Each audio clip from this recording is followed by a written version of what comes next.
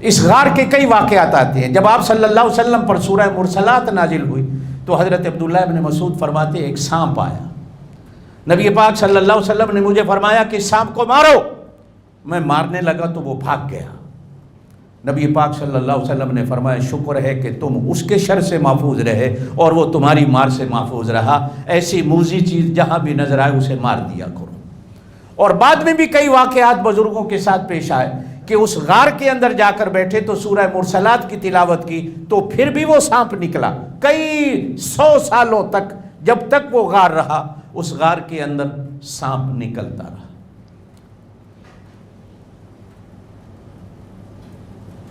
آج بھی وہ حضرت اسماعیل کی قربانی والا جگہ مینا کے اندر موجود ہے۔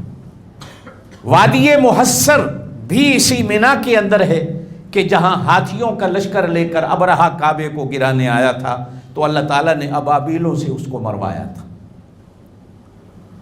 نبی پاک صلی اللہ علیہ وسلم نے اس مسجد کے قریب خیمہ لگایا اور آپ صلی اللہ علیہ وسلم نے 8 کی ظہر، عصر، مغرب، عشاء اور 9 ذی الحج کی فجر آپ صلی اللہ علیہ وسلم نے مینا میں پڑھی۔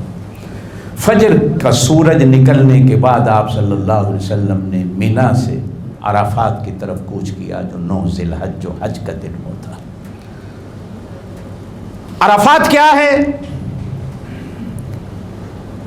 ایک جگہ تو یوں فرمایا گیا کہ اماں حوا اور بابا آدم کو جب اللہ نے جنت پہ زمین پہ بھیجا تو دونوں دور دور تھے، اب دونوں کو اللہ پاک نے حج کا حکم فرمایا تو دونوں کی ملاقات میدان عرفات میں ہو گئی۔ عرفات کہتے ہیں جان پہچان کو، تعلقات کو، تعارف کو، ملاقات کو، اس وجہ سے اس کو عرفات کہا جاتا ہے۔ اور دوسری وجہ بھی حدیث میں ملتی ہے کہ حضرت ابراہیم علیہ السلام کو حضرت جبریل نے حج کے آ کر مسائل بتائے، جب بتائے تو پوچھا حل عرفتا، جانا کہ نہیں جانا؟ تو ابراہیم علیہ السلام نے فرمایا عرف تو یا عارفو، میں جان گیا۔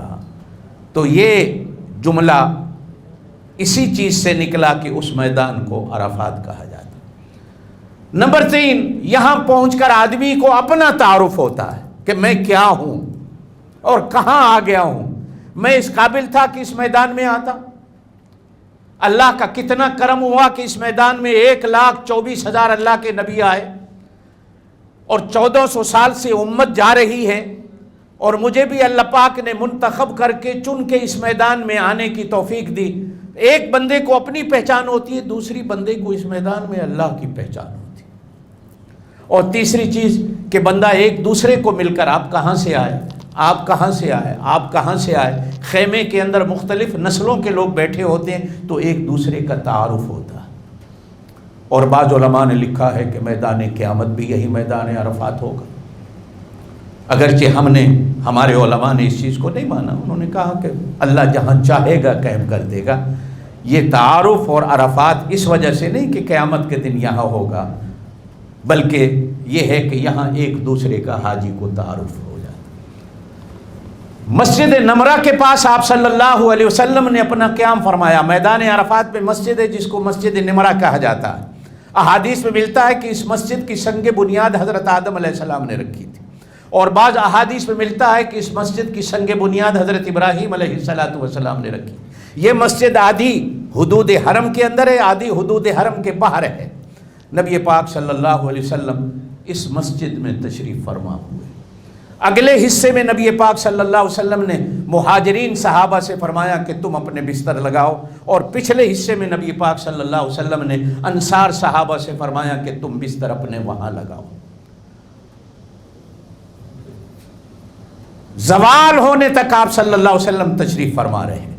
جیسے ہی زوال ہوئی سورج ڈھلا، آپ صلی اللہ علیہ وسلم اونٹنی پہ سوار ہو کر وادی ارنا میں پہنچے، اور وادی ارنا اس جگہ کا نام ہے جہاں جبل رحمت آج بھی عرفات میں موجود ہے، جہاں بابا آدم اور اماں حوا کی اللہ پاک نے ملاقات کرائی تھی۔ یہاں نبی پاک صلی اللہ علیہ وسلم نے اونٹنی پہ سوار ہو کر حج کا خطبہ ارشاد فرمایا۔ 1,40,000 یا 1,24,000 صحابہ کرام کی جماعت تھی جو حضور صلی اللہ علیہ وسلم کے خطبے کو سن رہی تھی، اور احادیث میں ملتا ہے کہ یہ آپ صلی اللہ علیہ وسلم کا معجزہ تھا کہ بغیر کسی لاؤڈ اسپیکر کے، بغیر کسی اور چیز کے 1,40,000 یا 1,24,000 صحابہ کے کانوں کے اندر نبی پاک صلی اللہ علیہ وسلم کی آواز پہنچ رہی. یہ خطبہ بڑا عجیب و غریب ہے.